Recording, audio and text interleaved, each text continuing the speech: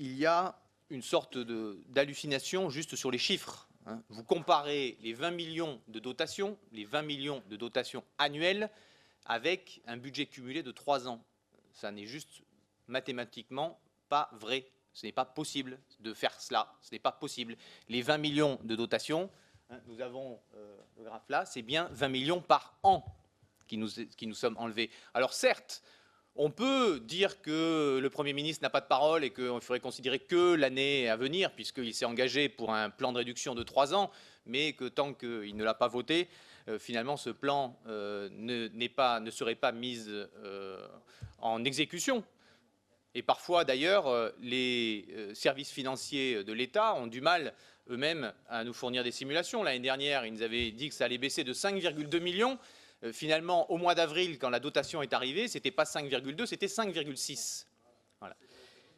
Et on est bien dans cette logique de baisse triennale des 20 millions d'euros. Je crois que c'est important de le rappeler parce que là, on ne peut pas raconter juste n'importe quoi avec les chiffres. C'est bien 20 millions et ces 20 millions, il ne faut pas les rapporter à l'ensemble du budget, M. Bron. Il faut les rapporter au budget de fonctionnement, car c'est ce qui rentre dans le budget de fonctionnement. Et cette ville, c'est mon point maintenant, cette ville respecte à peine la loi. Quand je dis respecte à peine la loi, c'est qu'on était juste effectivement à l'équilibre légal. Donc tout ce qui vient toucher nos dépenses de fonctionnement vient se répercuter, tout ce qui vient toucher nos recettes de fonctionnement vient se répercuter sur nos dépenses de fonctionnement. Nous sommes bien là dans cette baisse de 9% de nos dépenses de fonctionnement. Gérard Collomb à Lyon ne dit pas autre chose, 50 millions de baisse de dotation pour Lyon, qui est une plus grande ville, 10% de ses recettes de fonctionnement. Nous sommes dans la même équation financière, vous ne pouvez pas juste dire qu'on a une vision partagée des chiffres, qu'on ne regarderait pas pareil, ça n'est pas le cas, les chiffres, ceux-là sont clairs, et donc c'est important de les poser tels quels. La situation de la ville en 2014, elle est liée donc à ce triple enjeu, des impôts qui sont les premiers de France de très loin pour les villes de plus de 100 000 habitants, une dette qui est dans le top 5 pour les villes de plus de 100 000 habitants et ce respect de la loi. C'est lié à quoi? C'est lié, ce respect juste de la loi, parce qu'il y a beaucoup de villes qui ont de la marge. Ce respect, finalement, ces trois indicateurs, qu'est-ce qu'ils traduisent comme situation? Ils traduisent une situation où il y a une expérience de la vie publique à Grenoble qui est riche, qui est forte, qui est ancienne, hein, avec effectivement des équipements publics qui sont nombreux, avec une action publique qui est forte, au travers des équipes municipales, et je crois que nous pouvons nous réjouir de cela. Ils traduisent également une charge de centralité qui est excessive. Nous sommes les premiers des villes de plus de 100 000 habitants en termes de des dépenses de fonctionnement. La métropole est la dernière des métropoles en termes de dépenses de fonctionnement. Nous sommes aux deux extrémités du spectre. Et cette logique-là, c'est juste que, tout à l'heure, on avait l'impression d'entendre la cigale et la fourmi. Moi, ce qui me venait à la tête, c'est plutôt la grenouille et le bœuf. C'est que la ville de Grenoble, à elle toute seule, a voulu être une métropole en négligeant son territoire autour. Et de cela, de ces 15 ans de retard, évidemment, c'est une situation dans laquelle nous ne pourrons pas rattraper ce temps-là, mais au sein de la métropole, il nous faut avancer maintenant pour construire la métropole dont les Grenoblois et les Grenobloises ont besoin. Quand je dis Grenobloises et Grenoblois, c'est bien à l'échelle du territoire. Un dernier point sur la situation financière de la ville, car le problème, ce n'est pas tant que nous ayons une action publique forte, c'est ancien. Le problème, ce n'est pas tant qu'on ait raté le train de l'intercommunalité, il a été raté. Le problème, c'est qu'après 2008, vous avez continué sur les mêmes logiques. Le problème, c'est que, M. Safar, vous qui vous disiez avoir été surpris par la crise financière de 2008, moi je ne porte pas cette surprise, parce que, de fait, tous les signaux étaient là, mais ils étaient balayés en disant « mais ça n'arrivera pas, mais ça n'arrivera pas ». Vous, vous êtes déclaré surpris par la crise de 2008, mais la réaction à cette surprise, quelle a-t-elle été ? Une augmentation des impôts, une augmentation de 25% des indemnités des élus, je crois qu'il faut le rappeler, parce qu'en termes d'état d'esprit, ça dit beaucoup de choses, et des projets qui ont continué, un tas de neige pour les Jeux Olympiques d'hiver, plusieurs millions brûlés, les AC qui continuent dans cette fuite en avant, les opérations comme Grenoble Factory qui sont...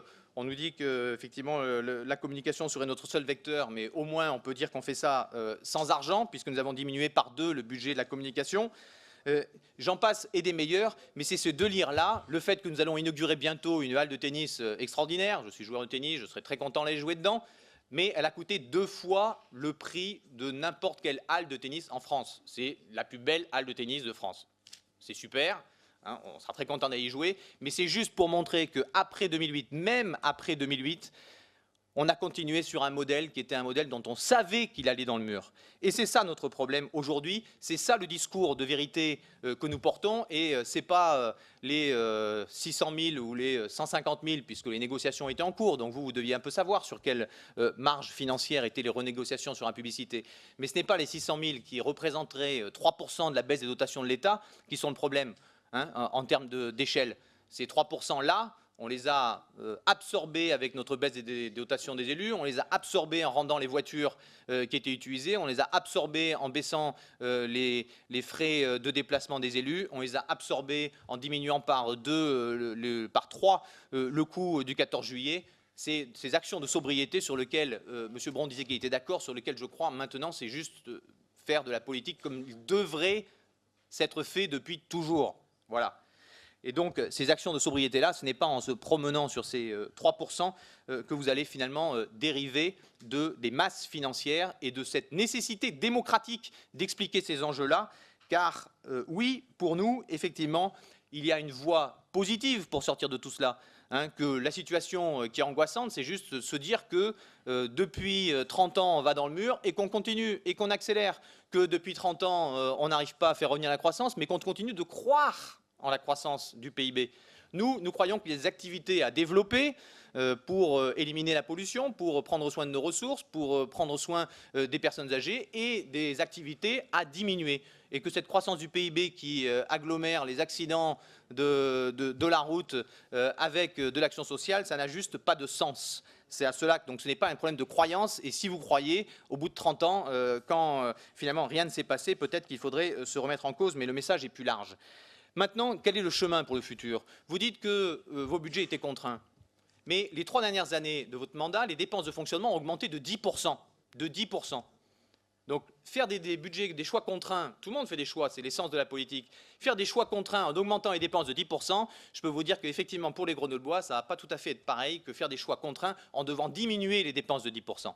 Et donc là, il y a un enjeu majeur, un enjeu démocratique. C'est le sens de cette journée du 25 novembre où nous mettons en valeur les services publics et où nous tenons un discours de vérité sur les finances de la ville, le seul discours qui nous permette à l'avenir d'avancer, de construire ensemble cette ville dont nous devons tracer la route et que nous avons déjà commencé à tracer la route à la fois à l'échelle de la ville et à l'échelle de la métropole. Nous devons le faire en ménageant, dû à cette pénurie financière, en ménageant la situation actuelle pour passer sous les fourches codines de cette baisse de dotation absurde.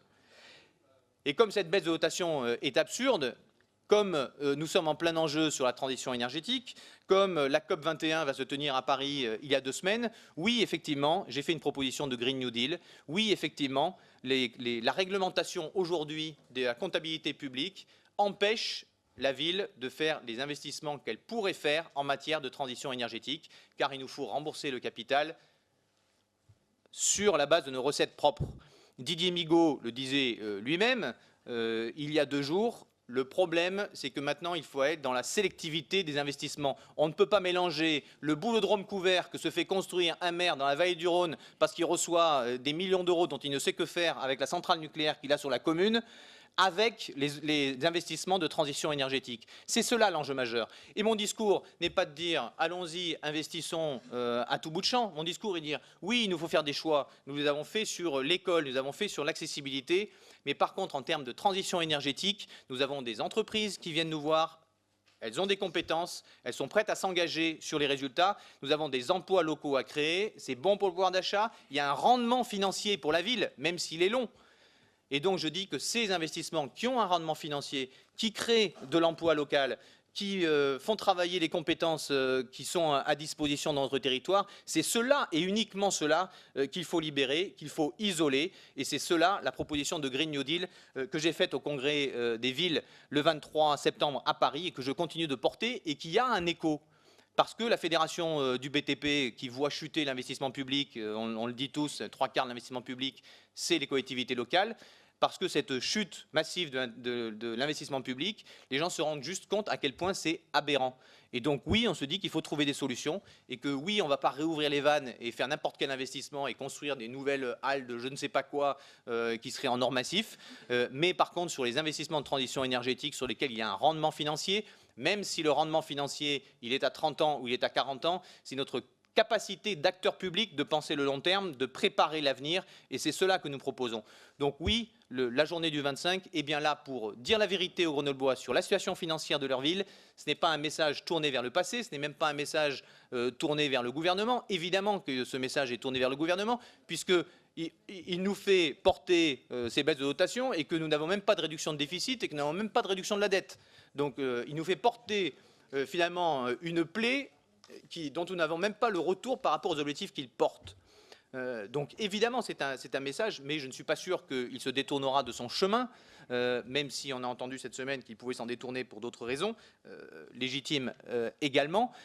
Mais il y a là un message clair, un message positif sur l'investissement avec ce Green New Deal, un message également positif pour les Grenoblois sur le fonctionnement, car ensemble, nous pouvons tracer un nouveau périmètre de l'action publique, moderniser cette action publique. Il faut juste que chacun sorte de son précaré, prenne conscience de l'ampleur du changement à faire et se dire que les actions de sobriété, elles étaient utiles, tout le monde est d'accord, c'était pénible pour personne, mais ça ne suffit pas pour tracer la route. Voilà, ce budget 2016, il s'inscrit là-dedans, il s'inscrit également dans une trajectoire qui nous permettra de garder le contrôle politique de la ville, nous élus tous ici, de la majorité et de l'opposition au sein de ce conseil municipal, pour débattre des choix. Nous serons d'accord parfois, cela a été dit, il y a un grand nombre de points d'accord, nous serons en divergence sur des points importants, et là aussi, c'est la vie démocratique. Je vous remercie.